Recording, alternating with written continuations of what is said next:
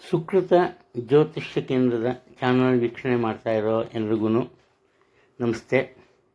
ಎಲ್ರಿಗೂ ನಿಮ್ಮ ಮನಸ್ಸಿನ ಆಸೆ ಆಕಾಂಕ್ಷೆಗಳು ಆ ದೇವರ ಅನುಗ್ರಹದಿಂದ ಪೂರೈಸಲಿ ಅಂತ ನಾನು ಹಾರೈಸ್ತೀನಿ. ಇಂದಿನ ದಿನಾಂಕ 2026ನೇ ಇಸ್ವಿ ಏಪ್ರಿಲ್ 3. ಇಂದಿನ ಪಂಚಾಂಗ ಶ್ರೀ ಪರಾಭವನಾಮ ಸಂವತ್ಸರ, ಉತ್ತರಾಯಣ, ವಸಂತ ಋತು, ಚೈತ್ರ ಮಾಸ, ಕೃಷ್ಣ ಪಕ್ಷ. ಇಂದಿನ ದಿನ ಶುಕ್ರವಾರ ಆಗುತ್ತೆ. ಪಾಡ್ಯ ಇದೆ ಬೆಳಗ್ಗೆ 6:59 ಆ ನಂತರ ಬಿದಿಗೆ ಆರಂಭ ಆಗುತ್ತೆ. ಚಿತ್ತಾ ನಕ್ಷತ್ರ ಸಂಜೆ 6:05 ಇದೆ. ಆನಂತರ ಸ್ವಾತಿ ನಕ್ಷತ್ರ ಆರಂಭ ಆಗುತ್ತೆ. ವ್ಯಾಗಯೋಗ ಮತ್ತು ಕೌಲವಕರಣ ಇದೆ. ಇವತ್ತು ದಿನ ಚೆನ್ನಾಗಿದೆ. ಪಾಡ್ಯ ಆದಮೇಲೆ ಬಿದಿಗೆ ಬರುತ್ತೆ. ತಿಥಿನೂ ಚೆನ್ನಾಗಿದೆ. ಚಿತ್ತಾ ನಕ್ಷತ್ರ ನಿಷೇಧಕವೇನು ಅಲ್ಲ. ಆದ್ದರಿಂದ ಯಾವುದಾದರೂ ಒಂದು ಅತಿ ಮುಖ್ಯವಾದಂತಹ ಕೆಲಸ ಕಾರ್ಯಗಳನ್ನು ಮಾಡಬೇಕು ಅಂದರೆ ಖಂಡಿತವಾಗಲೂ ಆರಂಭ ಮಾಡ್ಬೋದು, ತೊಂದರೆ ಏನಿಲ್ಲ. ಆದರೆ ನಿಮ್ಮ ತಾರಾಬಲ ಮತ್ತು ಆ ವೇಳೆಯನ್ನು ಸರಿಯಾಗಿ ತಿಳ್ಕೋಬೇಕು, ಅದು ಮುಖ್ಯ. ಇನ್ನು ಈ ದಿನ ಶುಕ್ರವಾರ ಬಿದಿಗೆ ಬರುತ್ತೆ. ಬಿದಿಗೆ ಬರೋದ್ರಿಂದ ಮುಖ್ಯವಾಗಿ ಚಿತ್ತಾ ನಕ್ಷತ್ರ ಇರೋದ್ರಿಂದ ಈ ವಲ್ಲಿ ದೇವಸೇನ ಸಮೇತ ಸುಬ್ರಹ್ಮಣ್ಯ ಸ್ವಾಮಿ, ಲಕ್ಷ್ಮೀ ಸಮೇತ ನಾರಾಯಣ ಅಥವಾ ಪಾರ್ವತಿ ಪರಮೇಶ್ವರ ಪೂಜೆಯನ್ನು ಮಾಡೋದ್ರಿಂದ ಅಥವಾ ಆ ಎರಡೂ ವಿಗ್ರಹಗಳು ಒಂದೇ ಕಡೆ ಇದ್ದು ದೇವರು ಅಲ್ಲಿ ಅಭಿಷೇಕವನ್ನು ಮಾಡಿಸೋದ್ರಿಂದ ದಾಂಪತ್ಯದಲ್ಲಿ ಯಾವುದೇ ರೀತಿಯ ತೊಡಕುಗಳಿದ್ದರೂ, ಮನಸ್ತಾಪ ಇದ್ದರೂ ದಂಪತಿಗಳ ಮಧ್ಯೆ ಅದು ಬಗೆಹರಿಯುತ್ತೆ. ಅದು ವಿಶೇಷವಾದಂತಹ ವಿಚಾರ. ಇನ್ನು ಇಂದಿನ ರಾಹುಕಾಲದ ಬಗ್ಗೆ ಹೇಳಬೇಕು ಅಂದರೆ ಬೆಳಗ್ಗೆ 10:30 12 ಗಂಟೆವರೆಗೂ ಇದೆ. ಈ ವೇಳೆಯಲ್ಲಿ ಯಾವುದೇ ಕೆಲಸ ಕಾರ್ಯಗಳನ್ನು ಆರಂಭ ಮಾಡಬಾರ್ದು ಅಂತ ಒಂದು ನಂಬಿಕೆ ಬಂದಿದೆ. ನಾನು ಬೇಕಾದ ಸಲ ಒಬ್ಬರ ನಂಬಿಕೆಯನ್ನು ಬದಲಾಯಿಸೋದಕ್ಕೆ ಸಾಧ್ಯ ಇಲ್ಲ. ಅದೇ ಪೂಜೆ ಪುನಸ್ಕಾರಗಳಿಗೆ ಯಾವುದೇ ಒಂದು ನಿಷೇಧವಿಲ್ಲ. ಈ ವೇಳೆಯಲ್ಲಿ ಲಕ್ಷ್ಮೀ ಪೂಜೆಯನ್ನಾರು ಮಾಡಿ, ನಿಮ್ಮ ಮನೆದೇವರು ಪೂಜೆಯನ್ನಾರು ಮಾಡಿ, ಯಾವುದೇ ಒಂದು ಪೂಜೆ ಮಾಡೋದು ತುಂಬ ಒಳ್ಳೆಯದು. ಅದ್ರ ಬಗ್ಗೆ ಯೋಚನೆ ಬೇಡ. ಇನ್ನು ಯಮಗಂಡ ಕಾಲ 3 ಗಂಟೆಯಿಂದ ಮಧ್ಯಾಹ್ನ 3 ಗಂಟೆಯಿಂದ 4:30 ಇರುತ್ತೆ. ಈ ವೇಳೆಯಲ್ಲಿ ಪ್ರತಿನಿತ್ಯ ನಾನು ಹೇಳ್ತಾನೆ ಬಂದಿದ್ದೀನಿ, ಮನೆಯಿಂದ ಹೊರಗೆ ಪ್ರಯಾಣ ಬೆಳೆಸಬಾರ್ದು. ಆದರೆ ಹೊರಗಿನಿಂದ ಮನೆಗೆ ವಾಪಸ್ ಬರ್ಬೋದು. ಹೊಸದಾಗಿ ಔಷಧಿಯನ್ನು ಸೇವನೆ ಮಾಡೋದಕ್ಕೆ ಆರಂಭ ಮಾಡಬಾರ್ದು. ಹೊಸದಾದ ವಾಹನವನ್ನು ಕೊಳ್ಳಬಾರ್ದು. ಇದು ಮುಖ್ಯವಾದಂತಹ ವಿಚಾರಗಳು. ಎಲ್ರಿಗೂ ಒಳ್ಳೆಯದಾಗಲಿ, ಒಳ್ಳೆಯದಾಗುತ್ತೆ. ಎಲ್ಲಿವರೆಗೂ ನಾವು ಒಬ್ಬರಿಗೆ ಒಳ್ಳೆಯದನ್ನು ಕೋರ್ತೀವೋ ಅಲ್ಲಿವರೆಗೂ ದೇವರು ಯಾವುದೋ ಒಂದು ರೂಪದಲ್ಲಿ ಒಂದು ನಮಗೆ ಸಹಾಯವನ್ನು ಮಾಡ್ತಾನೆ. ಇದೇ ನಿಜವಾದಂತಹ ವಿಚಾರ. ಇನ್ನು ಈ ದಿನದ ರಾಶಿ ಭವಿಷ್ಯದ ಬಗ್ಗೆ ಸ್ವಲ್ಪ ಗಮನವನ್ನು ನೀಡೋಣ. ಮೇಷರಾಶಿಯವರು ಇವತ್ತು ಬಂಧು ಬಳಗದವರ ಬಗ್ಗೆ ತುಂಬ ಚೆನ್ನಾಗಿರ್ತಾರೆ. ಹಾಗೆಯೇ ಉದ್ಯೋಗ ಕ್ಷೇತ್ರಕ್ಕೆ ಬಂದಾಗ ಇವಾಗ ಅವ್ರನ್ನ ನೋಡೋದಕ್ಕೆ ಬೇರೆ ಯಾವುದೋ ಕಂಪ್ನಿಯಿಂದ ಬರೋದು, ಬೇರೆ ಕಡೆಯಿಂದ ಬರೋದು, ಅವ್ರು ನೋಡೋದು ಚೆನ್ನಾಗಿರ್ತಾರೆ. ಆದರೆ ಏನಪ್ಪ ಆಗತ್ತೆ ಇವತ್ತು ಅಂದರೆ ಕುಟುಂಬದವರ ಜೊತೆಯಲ್ಲಿ ಉತ್ತಮ ಒಡನಾಟ ಅಥವಾ ಬಾಂಧವ್ಯ ಇವತ್ತು ಕಂಡುಬರಲ್ಲ. ಅನಾವಶ್ಯಕವಾದಂತಹ ವಿಚಾರಗಳಿಗೆ ವಾದ ವಿವಾದ ಇರುತ್ತೆ, ಮನಸ್ತಾಪಗಳು ಉಂಟಾಗುತ್ತೆ. ಇದು ಸಹಜವಾದ ಒಂದು ಕ್ರಿಯೆ ಇವತ್ತು. ಹಾಗೆ ಉದ್ಯೋಗ ಕ್ಷೇತ್ರದಲ್ಲಿ ಸಹ ಅಷ್ಟೇ. ಇವರದಲ್ಲದ ವಿಚಾರದಲ್ಲಿ ಇವರು ಭಾಗವಹಿಸೋದಕ್ಕೆ ಹೋಗ್ತಾರೆ. ಹಾಗೆ ಬೇರೆಯವರಿಗೆ ಸಹಾಯ ಮಾಡ್ತಾರೆ. ತಮ್ಮ ಜೊತೆ ಕೆಲಸ ಮಾಡೋ ಸಹೋದ್ಯೋಗಿಗಳ ಬಗ್ಗೆ ಒಂದು ರೀತಿಯ ತಾತ್ಸಾರದ ಭಾವನೆಯನ್ನು ಇವರು ಹೊಂದಿರ್ತಾರೆ. ಅದು ಇನ್ನು ದಂಪತಿಗಳ ನಡುವೆ ಅಂತೂ ಅನಾವಶ್ಯಕ ವಿಚಾರಗಳಿಗೆ ಮನಸ್ತಾಪ, ಭಿನ್ನಾಭಿಪ್ರಾಯ, ಬೇಸರ ಇದ್ದೇ ಇರುತ್ತೆ. ವಿದೇಶಕ್ಕೆ ಹೋಗುವಂತಹ ಒಂದು ಆಸೆ ಆಕಾಂಕ್ಷೆ ಮನಸ್ಸಿನಲ್ಲಿರುತ್ತೆ. ಆ ಒಂದು ಯೋಗ ಸಹ ಕೂಡಿ ಬರ್ಬೋದು. ಬರುವ ಅವಕಾಶವನ್ನು ಉಪಯೋಗಿಸ್ಕೋಬೇಕು. ಅದು ನಿಮ್ಮಲ್ಲಿರುತ್ತೆ. ಕಾರಣ ಏನಪ್ಪ ಅಂದರೆ ಆತುರದಲ್ಲಿ ತಪ್ಪು ನಿರ್ಧಾರವನ್ನು ತೆಗೆದುಕೊಳ್ಳುವಂತಹ ಸಾಧ್ಯತೆಗಳಿವೆ. ಯೋಚನೆ ಮಾಡಿ ಮುಂದುವರಿಯಿರಿ, ಅದು ಮುಖ್ಯ.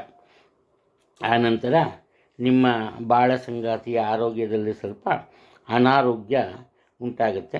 ನಿಮ್ಮ ಸೋದರ ಮಾವ ಅವರ ಜೊತೆ ಹಣಕಾಸಿನ ವಿಚಾರದಲ್ಲಿ ಸ್ವಲ್ಪ ಮಾತುಕತೆ ನಡೆಯುತ್ತೆ.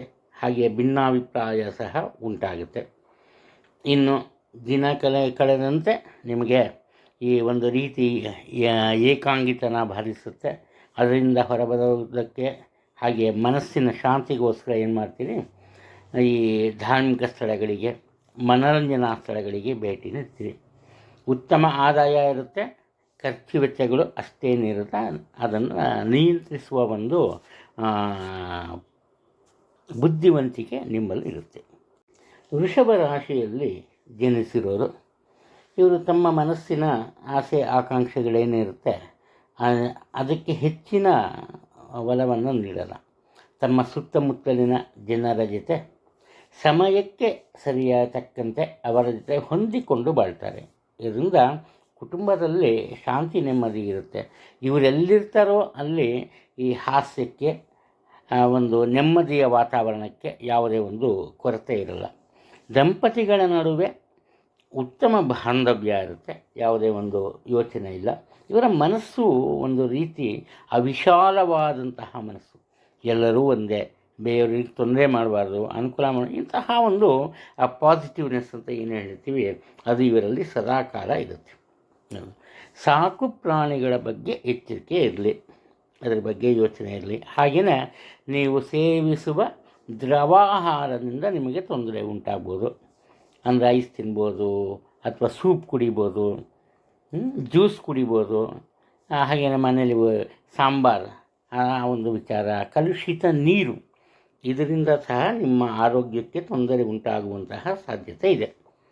ಇನ್ನು ಮೂತ್ರಕ್ಕೆ ಸಂಬಂಧಪಟ್ಟಂತೆ ಸ್ವಲ್ಪ ಇನ್ಫೆಕ್ಷನ್ ಆಗಬಹುದು, ಎಚ್ಚರಿಕೆಯಿಂದ ಇರಿ. ನಿಮ್ಮ ಸಂಗಾತಿಯ ಉದ್ಯೋಗದಲ್ಲಿ ಅನಿರೀಕ್ಷಿತ ಬದಲಾವಣೆಗಳು ಉಂಟಾಗಿ ಅವರು ಉದ್ಯೋಗವನ್ನು ಬದಲಾಯಿಸುವಂತಹ ಪ್ರಮೇಯ ಬರ್ಬೋದು. ಆ ಕಡೆ ಸ್ವಲ್ಪ ಗಮನವನ್ನು ಕೊಡೋದು ಒಳ್ಳೆಯದು. ಎಷ್ಟೇ ಒಳ್ಳೆಯತನ ತೋರಿಸಿದ್ರೂ ಕೂಡ ನೀವು ನಿಮ್ಮ ಬಂಧು ಬಳಗದವರಿಂದ ಸ್ವಲ್ಪ ದೂರನೇ ಉಳಿತೀರಿ.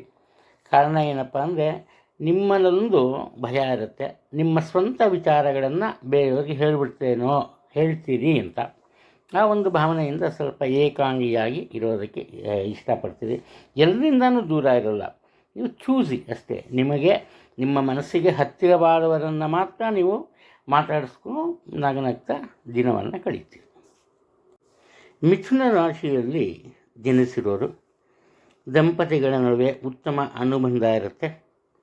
ಹಾಗೆಯೇ ಇವರ ಆತ್ಮೀಯರೊಬ್ಬರ ಆರೋಗ್ಯದಲ್ಲಿ ಏರುಪೇರು ಉಂಟಾಗುತ್ತೆ. ಅಂದರೆ ಅವರು ಕುಟುಂಬಕ್ಕೆ ಸೇರಿದವರಲ್ಲ, ಆತ್ಮೀಯ ಸ್ನೇಹಿತರಿರ್ಬೋದು, ಬಂಧು ಬಳಗದವರಿರ್ಬೋದು, ಸಹೋದ್ಯೋಗಿಗಳಿರ್ಬೋದು, ಅದು ಕಂಡುಬರ್ತಾ ಇದೆ.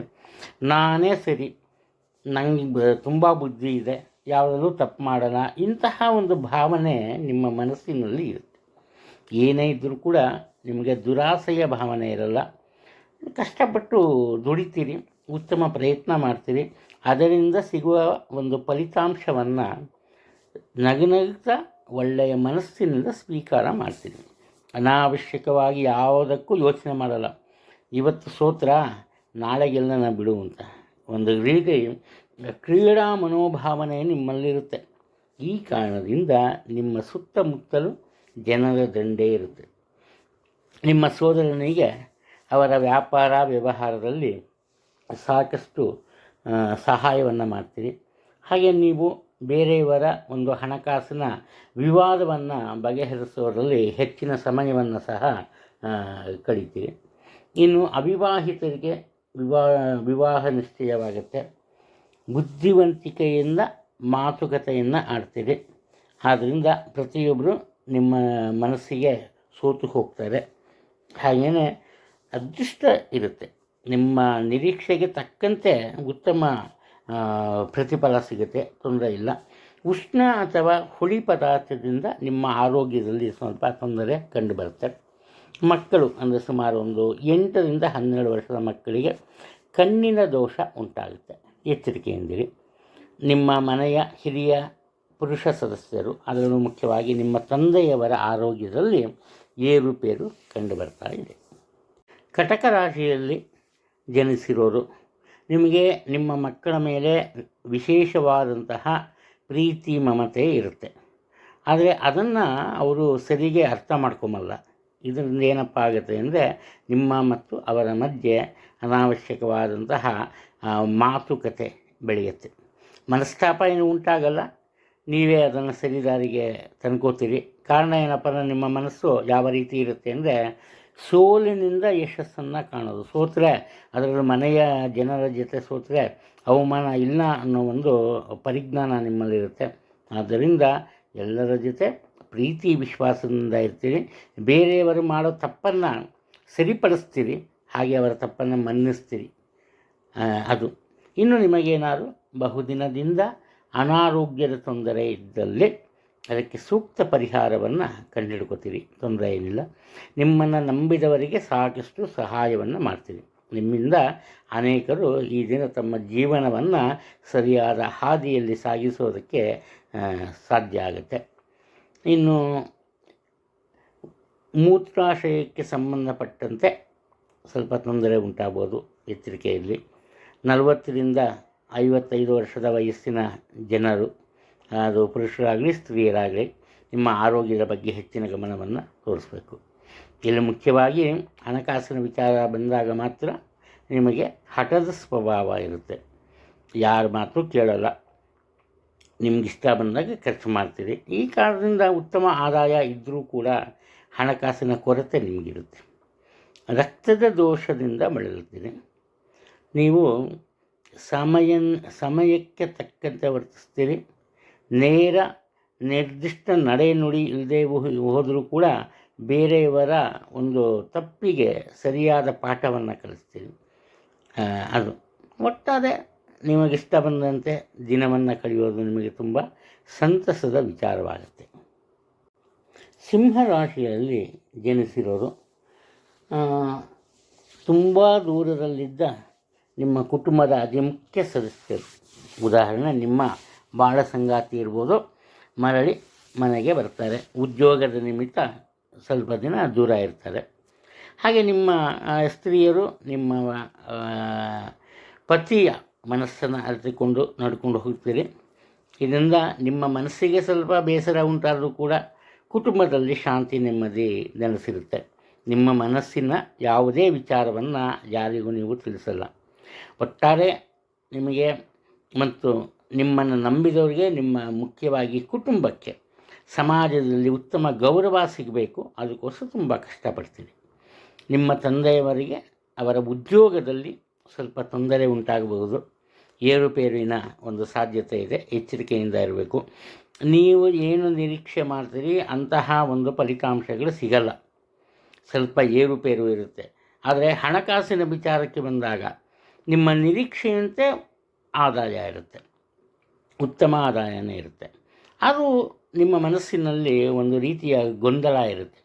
ಯಾವ ಕೆಲಸ ಮಾಡಬೇಕು, ಯಾವ ಕೆಲಸ ಮಾಡಬಾರ್ದು, ಹಾಗೆ ಏನು ಮಾತಾಡೋದು ಏನೋ, ಇಂತಹ ಒಂದು ಗೊಂದಲ ಇರುತ್ತೆ. ಅದನ್ನು ಸ್ವಲ್ಪ ಆತ್ಮವಿಶ್ವಾಸವನ್ನು ಬೆಳೆಸ್ಕೊಂಬೋದು ತುಂಬ ಒಳ್ಳೆಯದು.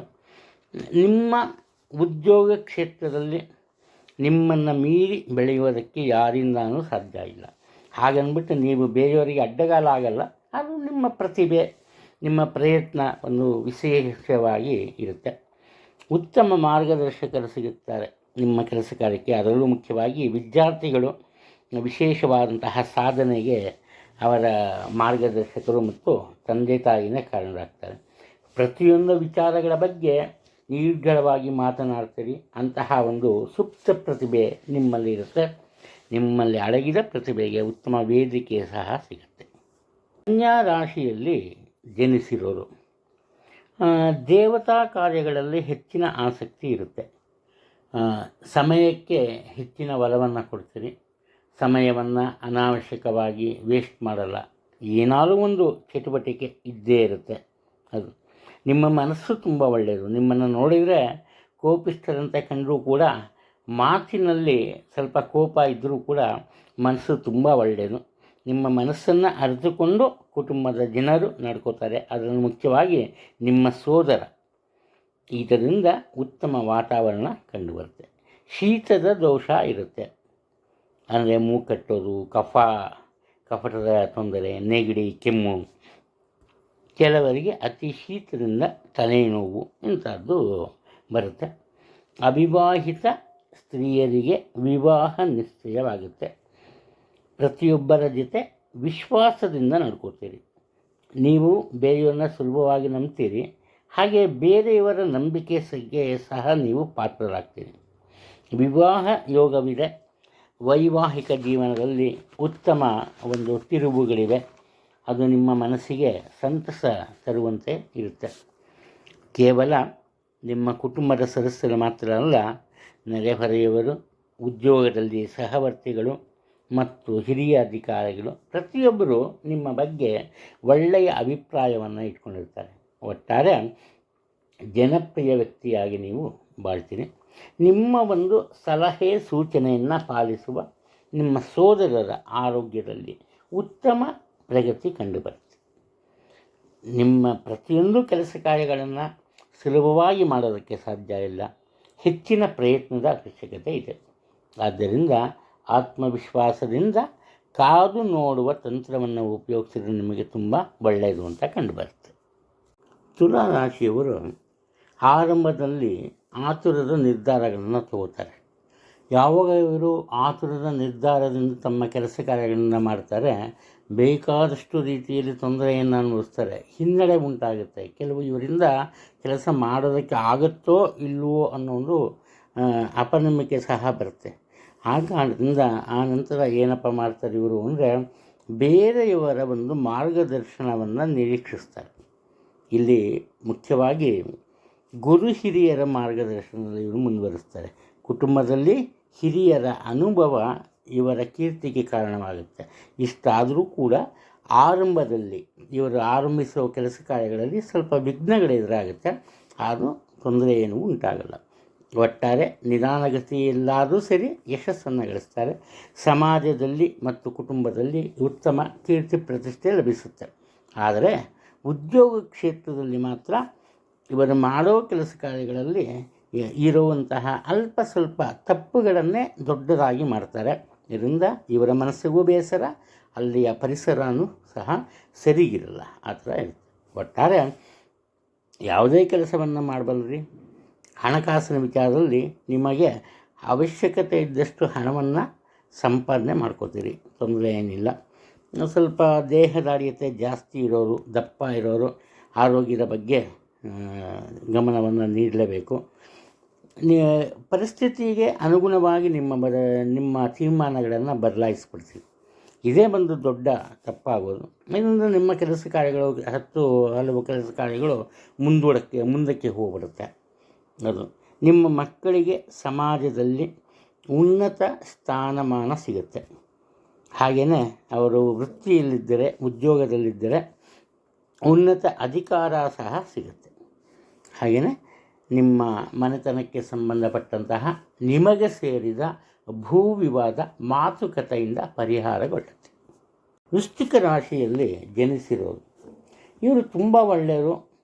ಒಂದು ಸಲ ತೆಗೆದುಕೊಂಡ ನಿರ್ಧಾರವನ್ನು ಬದಲಾಯಿಸಲ್ಲ. ಗೆಲ್ಲಲೇಬೇಕು ಅನ್ನೋ ಹಠ ಇರುತ್ತೆ. ಜೊತೆಗೆ ತಮ್ಮನ್ನು ನಂಬಿದವರಿಗೆ ಸಹಾಯವನ್ನು ಮಾಡ್ತಾರೆ. ಆದರೆ ಇವರಲ್ಲಿ ದರ್ಪದ ಗುಣ ಇರುತ್ತೆ. ಅಂದರೆ ಸಾಮಾನ್ಯವಾಗಿ ಇವರು ಈ ದಿನದ ಮಟ್ಟಿಗೆ ಯಾವನೂ ಗೌರವ ಭಾವನೆಯಿಂದ ಕಾಣಲ್ಲ. ದರ್ಪದಿಂದ ಮಾತಾಡಿಸ್ತಾರೆ. ಹಠದಿಂದ ತಮ್ಮ ಸ್ವಂತ ಕೆಲಸ ಕಾರ್ಯಗಳನ್ನು ನೆರವೇರಿಸ್ಕೋತಾರೆ. ಇದಕ್ಕಿಂತಲೂ ಹೆಚ್ಚಾಗಿ ದುಡುಕಿನ ಸ್ವಭಾವ ಇರುತ್ತೆ.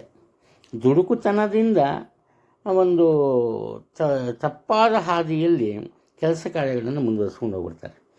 ಇಷ್ಟಾದರೂ ಕೂಡ ಏನಪ್ಪ ಆಗುತ್ತೆ, ಇವರಿಂದ ಹಲವಾರು ಬಾರಿ ಕೆಲವರು ಸಹಾಯವನ್ನು ಪಡೆದಿರ್ತಾರೆ. ಈಗ ಇವರ ಕಷ್ಟದ ಕಾಲದಲ್ಲಿ ಅವರಿಂದಾನೇ ಇವರ ಪ್ರಗತಿಗೆ ಅಡ್ಡಿ ಉಂಟಾಗುತ್ತೆ. ಇವಾಗ ಒಂದು ರೀತಿ ಇವರು ಪಾಠ ಕಲಿತಾರೆ. ಏನಪ್ಪ ಅಂದರೆ, ಎಲ್ರಿಗೂ ಸಹಾಯ ಮಾಡಬೇಕು, ಹಾಗೆ ಸ್ವಂತ ಒಂದು ಕೆಲಸ ಕಾರ್ಯಕ್ಕೆ ಮೊದಲ ಪ್ರಾಮುಖ್ಯತೆಯನ್ನು ನೀಡಬೇಕು ಅಂತ ಅದೇ ರೀತಿ ನಡ್ಕೊಂಡು ಹೋಗ್ತಾರೆ. ಯಾವುದೇ ರೀತಿಯ ಅಡ್ಡಿ ಆತಂಕಗಳು ಎದುರಾದರೂ ಕೂಡ ಅದನ್ನು ಕೇರ್ ಮಾಡಲ್ಲ. ಎಲ್ಲವನ್ನೂ ಎದುರಿಸ್ತಾರೆ. ಏಕಾಂಗಿಯಾಗಿ ಸಿಂಗಲ್ ಮ್ಯಾನ್ ಆರ್ಮಿ ಅಂತ ಹೇಳ್ಬೋದು. ಇವರ ಒಂದು ತೊಂದರೆಯನ್ನು ತಮ್ಮ ಬಾಳ ಸಂಗಾತಿಗೆ ಸಹ ಹೇಳಲ್ಲ. ಇದರಿಂದ ದಂಪತಿಗಳ ನಡುವೆ ಸ್ವಲ್ಪ ಬೇಸರದ ಸನ್ನಿವೇಶ ಸಹ ಎದುರಾಗ್ಬಿಡುತ್ತೆ. ಅದು ಮುಖ್ಯ.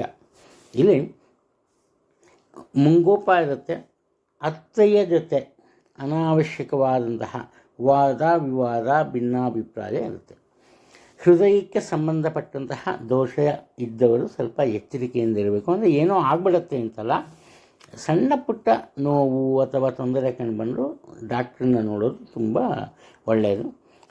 ಹಲವು ಕೆಲಸಗಳನ್ನು ಒಂದೇ ಬಾರಿ ಮಾಡಬಲ್ಲಂತಹ ವಿಶೇಷವಾದಂತಹ ಬುದ್ಧಿವಂತಿಕೆ ನಿಮ್ಮಲ್ಲಿ ಕಂಡುಬರುತ್ತೆ.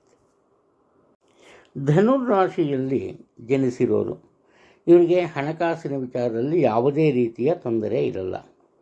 ಪ್ರಯತ್ನಕ್ಕೆ ತಕ್ಕಂತಹ ಫಲ ಸಿಗುತ್ತೆ. ಇವರಲ್ಲಿ ಒಂದು ರೀತಿ ಈ ಸಾಹಸದ ಗುಣಧರ್ಮಗಳಿರುತ್ತೆ. ಆದ್ದರಿಂದ ಯಾವುದೇ ರೀತಿಯ ಅಡ್ಡಿ ಆತಂಕಗಳ ಎದುರಾದರೂ ಕೂಡ ಅದನ್ನು ಮೆಟ್ಟಿ ನಿಂತು ತಮ್ಮ ಕೆಲಸ ಕಾರ್ಯಗಳಲ್ಲಿ ಯಶಸ್ಸನ್ನು ಗಳಿಸ್ತಾರೆ. ಇನ್ನು ಮಾತಿನಿಂದ ಯಾವುದೇ ರೀತಿಯ ಸನ್ನಿವೇಶ ಇದ್ದರೂ, ಯಾವುದೇ ರೀತಿಯ ವಾದ ವಿವಾದಗಳಿದ್ದರೂ ಕೂಡ ಅದು ಹೆಚ್ಚಾಗದಂತೆ ನೋಡ್ಕೋತಾರೆ. ಇವರ ಮಾತಿನಲ್ಲಿ ಅಂತಹ ಒಂದು ಹಿಡಿತ ಮತ್ತು ಶಕ್ತಿ ಇರುತ್ತೆ. ಇವರು ಆಡೋ ಮಾತಿಗೆ ಪ್ರತಿಯೊಬ್ಬರು ಸೋತು ಹೋಗ್ತಾರೆ.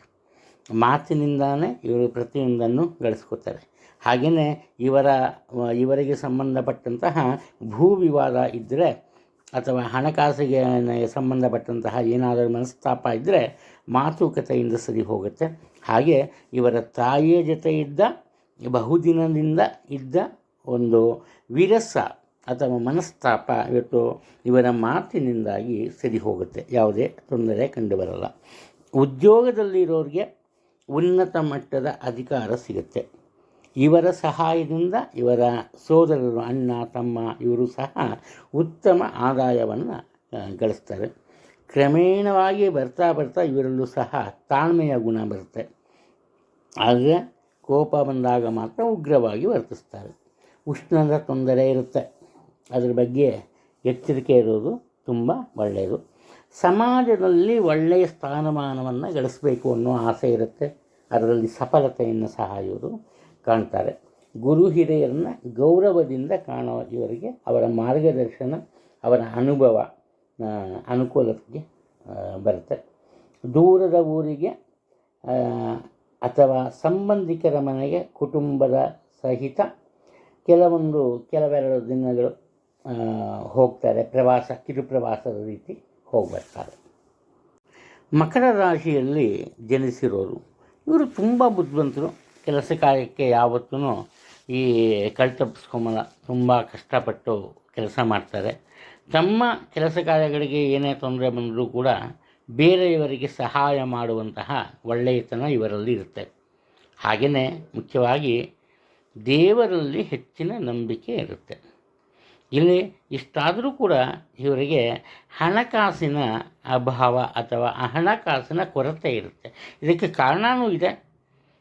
ಇವರೇನು ಮಾಡ್ತಾರೆ, 50 ರೂಪಾಯಿ ಖರ್ಚು ಮಾಡೋ ಕಡೆ 100 ರೂಪಾಯಿ ಖರ್ಚು ಮಾಡ್ತಾರೆ. ಅಂದರೆ ಐಷಾರಾಮಿ ಜೀವನ ಅಲ್ಲ, ವಿಲಾಸಿ ಜೀವನ ಅಲ್ಲ. ಏನೋ ಒಂದು ರೀತಿಯ ಅಂತಹ ಒಂದು ಸನ್ನಿವೇಶ ಎದುರಾಗ್ಬಿಡುತ್ತೆ. ಇದರಿಂದ ಸ್ವಲ್ಪ ಹಣಕಾಸಿನ ಕೊರತೆ ಉಂಟಾಗುತ್ತೆ. ಹಾಗೆಯೇ ಪ್ರತಿಯೊಬ್ಬರಿಗೂ ನಾನು ಚೆನ್ನಾಗಿದ್ದೀನಿ, ಆರಾಮಾಗಿದ್ದೀನಿ ಅಂತ ತೋರಿಸ್ಕೊತಾರೆ. ಆಡಂಬರದ ಜೀವನ ಅದು. ಬೇರೆಯವರಿಗೆ ಸಹಾಯ ಮಾಡ್ತಾರೆ. ಆಗಲೇ ಹೇಳಿದ್ದೀನಿ ನಾನು. ಇನ್ನು ವೇದ, ಜ್ಯೋತಿಷ್ಯ ಇಂತಹ ವಿಚಾರದಲ್ಲಿ ಹೆಚ್ಚಿನ ಆಸಕ್ತಿ ಬಂದು ಅಧ್ಯಯನಕ್ಕೆ ಸಹ ತೊಡಗ್ತಾರೆ. ಉತ್ತಮ ವಿದ್ಯಾರ್ಥಿಗಳ ವಿಚಾರದಲ್ಲಿ ಯೋಚನೆ ಬೇಡ. ನಿಮ್ಮ ನಿರೀಕ್ಷೆಗೂ ಮೀರಿದಂತಹ ಸಾಧನೆ ಅವರು ಮಾಡ್ತಾರೆ. ಹಾಗೆಯೇ ಮನೆಯಲ್ಲಿ ನಡೆಯಬೇಕಿದ್ದಂತಹ ವಿವಾಹ ಅಥವಾ ಇತರೆ ಮಂಗಳ ಕಾರ್ಯಗಳು ಬೇರೆಯವರ ಒಂದು ಈ ಹೊಟ್ಟೆ ಕಿಚ್ಚು ಅಥವಾ ಹಸ್ತಕ್ಷೇಪದಿಂದ ಮುಂದೆ ಹೋಗುತ್ತೆ. ಇವರ ವೃತ್ತಿ ಕ್ಷೇತ್ರದಲ್ಲಿ ಇವರ ಒಂದು ನೀತಿಗಳು ದೇಶ ವಿದೇಶಗಳಲ್ಲಿ ಮನೆ ಮಾತಾಗುತ್ತೆ. ಅಂದರೆ ಉತ್ತಮ ಜನಪ್ರಿಯತೆಯನ್ನು ಗಳಿಸ್ತಾರೆ. ಮಂತ್ರತಂತ್ರದಲ್ಲಿ ಆಸಕ್ತಿ ಬರುತ್ತೆ. ಕ್ರಮೇಣವಾಗಿ ತಮ್ಮ ಮನಸ್ಸನ್ನು ಬದಲಾಯಿಸಿಕೊಂಡು ಮೃದುವಾದ ಮಾತುಗಳನ್ನು ಆಡ್ತಾರೆ. ಒಳ್ಳೆಯ ವಿದ್ಯೆ ಇರುತ್ತೆ. ವಿದ್ಯೆಗೆ ತಕ್ಕಂತಹ ಬುದ್ಧಿಶಕ್ತಿ, ಅದಕ್ಕೆ ತಕ್ಕಂತಹ ಗೌರವ, ಪ್ರತಿಷ್ಠೆ ಎಲ್ಲವೂ ಇವರದಾಗತ್ತೆ. ಕುಂಭರಾಶಿಯಲ್ಲಿ ಜನಿಸಿರೋರು, ಕುಟುಂಬದ ಸದಸ್ಯರ ಜೊತೆಯಲ್ಲಿ ಇವರು ಯಾತ್ರಾ ಸ್ಥಳಕ್ಕೆ ಭೇಟಿಯನ್ನು ನೀಡ್ತಾರೆ. ಇವರು ಯಾವುದೇ ಒಂದು ಕೆಲಸ ಕಾರ್ಯಗಳನ್ನು ಆರಂಭ ಮಾಡಿದ್ರು ಅದರಲ್ಲಿ ಇವರಿಗೆ ನಿರೀಕ್ಷೆಯಂತೆ ಉತ್ತಮ ಅನುಕೂಲತೆ ಅಥವಾ ಲಾಭ ಇದ್ದೇ ಇರುತ್ತೆ. ಒಂದು ವೇಳೆ ಇವರಿಗೆ ಯಾವುದೇ ರೀತಿಯ ಒಂದು ರಿಟರ್ನ್ಸ್ ಇರೋಲ್ಲ, ಅನುಕೂಲತೆ ಇಲ್ಲ, ಲಾಭ ಇಲ್ಲ ಅಂದರೆ ಅಂತಹ ಒಂದು ಕೆಲಸ ಕಾರ್ಯಗಳಿಗೆ ಇವರು ಕೈ ಹಾಕೋಕ್ಕೆ ಹೋಗೋದೇ ಇಲ್ಲ. ಸ್ವಲ್ಪ ಚೂಸಿ, ಇವರಿಗೆ ಬೇಕಾದ ವಿಚಾರಗಳನ್ನ ಆಯ್ಕೆ ಮಾಡ್ಕೋತಾರೆ. ಹಾಗೆ ವಿದ್ಯಾಭ್ಯಾಸದ ವಿಚಾರಕ್ಕೆ ಬಂದಾಗ ಯಾವುದೋ ಒಂದು ವಿಷಯವನ್ನು ತಿಳ್ಕೊಂಬೋದಲ್ಲ, ಇವರು ಬಹುವಿದ್ಯಾ ಪಾರಂಗತರಾಗ್ತಾರೆ. ಅದು ಆದರೆ ಆರೋಗ್ಯದ ಬಗ್ಗೆ ಸ್ವಲ್ಪ ಎಚ್ಚರಿಕೆಯಿಂದ ಇರೋದು ತುಂಬ ಒಳ್ಳೆಯದು. ನಿಮ್ಮ ಕೈ ಕಾಲಿಗೆ ಪೆಟ್ಟಾಗಬಹುದು, ಯೋಚನೆ ಇರಲಿ. ಅದು ನಿಮ್ಮದೇ ಆದ ಮಿತ್ರರ ಜೊತೆ ಅನಾವಶ್ಯಕವಾದ ವಾದ ವಿವಾದ ಜಗಳ ಉಂಟಾಗುತ್ತೆ. ಮಾತಿನ ಮೇಲೆ ಹಿಡಿತಾ ಇರಲಿ. ಕಣ್ಣಿನ ತೊಂದರೆ ಉಂಟಾಗುತ್ತೆ. ಈ ಯುವಕರು ಅಂದರೆ ಸುಮಾರು ಒಂದು 18ರಿಂದ 25 ವರ್ಷದ ಮಕ್ಕಳು, ಇವರ ಕಾರಣದಿಂದ ಕುಟುಂಬದಲ್ಲಿ ವಾದ ವಿವಾದ ಇರುತ್ತೆ. ಸ್ವಲ್ಪ ಅವರ ಮನಸ್ಸನ್ನು ಅರ್ಥ ಮಾಡಿಕೊಂಡು ನಡೆಯೋದು ತುಂಬ ಒಳ್ಳೆಯದು. ಸಮಯಕ್ಕೆ ತಕ್ಕಂತೆ ನಿಮ್ಮ ಮನಸ್ಸನ್ನು ಬದಲಾಯಿಸ್ತೀರಿ, ಆದ್ದರಿಂದ ಯಾವುದೇ ಒಂದು ತೊಂದರೆ ಕಂಡು ಬರಲ್ಲ. ಸದಾಕಾಲ ಸುಖವಾಗಿರಬೇಕು ಅನ್ನೋ ಒಂದು ಭಾವನೆ ನಿಮ್ಮಲ್ಲಿರುತ್ತೆ, ಅದನ್ನು ಸಾಧಿಸ್ತೀರಿ, ಅದನ್ನು ಮುಖ್ಯ. ದಂಪತಿಗಳ ನಡುವೆ ಉತ್ತಮ ಬಾಂಧವ್ಯ, ಉತ್ತಮ ಅನುಬಂಧ ಇರುತ್ತೆ. ಇದ್ದ ಸಣ್ಣ ಪುಟ್ಟ ಮನಸ್ತಾಪಕ ಸಹ ದೂರವಾಗುತ್ತೆ. ಎಡಗಣ್ಣಿನ ತೊಂದರೆ ಎಚ್ಚರಿಕೆಯಿಂದಿರೋದು ತುಂಬ ಒಳ್ಳೆಯದು. ಹಾಗೆಯೇ ಸ್ವಂತ ವಾಹನ ಇದ್ದು ವಾಹನ ಚಾಲನೆ ಮಾಡುವ ವೇಳೆ ಎಚ್ಚರಿಕೆಯಿಂದ ಇರಿ, ಅದು ಮುಖ್ಯವಾದಂತಹ ವಿಚಾರ. ರಾಶಿಚಕ್ರದ ಕೊನೆಯ ರಾಶಿ ಮೀನ. ಈ ಮೀನ ರಾಶಿಯವರು ವಾಹನ ಚಾಲನೆಯಲ್ಲಿ ಹೆಚ್ಚಿನ ಪರಿಣಿತಿಯನ್ನು ಪಡಿತಾರೆ. ಹಾಗೆ ಅದನ್ನೇ ವೃತ್ತಿಯಾಗಿರಿಸ್ಕೊಂಡವರು, ಅಂದರೆ ವಾಹನವನ್ನು ಅವಲಂಬಿಸಿ ವೃತ್ತಿಯನ್ನು ಮಾಡ್ತಿರೋರಿಗೆ ಉತ್ತಮ ಆದಾಯ ಸಿಗುತ್ತೆ. ಈ ಕಮಿಷನ್ ಆಧಾರದಲ್ಲಿ ತಮ್ಮ ಆದಾಯವನ್ನು ಇವರು ಹೆಚ್ಚಿಸ್ಕೊಂಬದ್ರಲ್ಲಿ ಯಶಸ್ಸನ್ನು ಕಾಣ್ತಾರೆ. ಉತ್ತಮ ಆದಾಯ ಇರುತ್ತೆ, ಹಣಕಾಸಿನ ಒಂದು ಸಹಾಯ ಸಹಕಾರವೂ ಸಿಗುತ್ತೆ. ಆದರೆ ಇವರದೇ ಆದ ತಪ್ಪುಗಳು ಸಹ ಇರುತ್ತೆ. ಅದು ಯಾಗಪ್ಪ ಅಂದರೆ ಬೇಡದೇ ಇರೋ ವಿಚಾರಕ್ಕೆ ಹಣವನ್ನು ಖರ್ಚು ಮಾಡೋದು. ಮತ್ತೊಂದು, ಇವ್ರಿಗೆ ಗೊತ್ತಿರುತ್ತೆ ಯಾವುದೋ ಒಬ್ಬ ವ್ಯಕ್ತಿ ಅವನಿಗೆ ಹಿಂದೆನೂ ಹಣ ಕೊಟ್ಟಿರ್ತಾರೆ, ಕೊಟ್ಟ ಹಣ ವಾಪಸ್ ಬರಲ್ಲ ಅಂತ.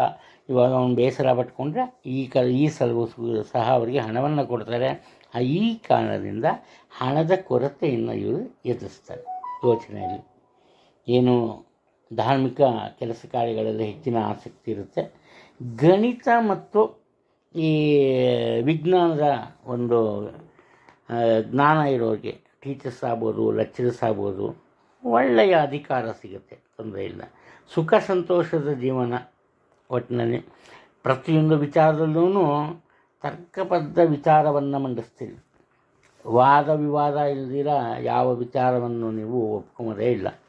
ಹಾಗೆಯೇ ಈ ಯಾಂತ್ರಿಕ ವಿದ್ಯೆ ಚೆನ್ನಾಗಿರುತ್ತೆ.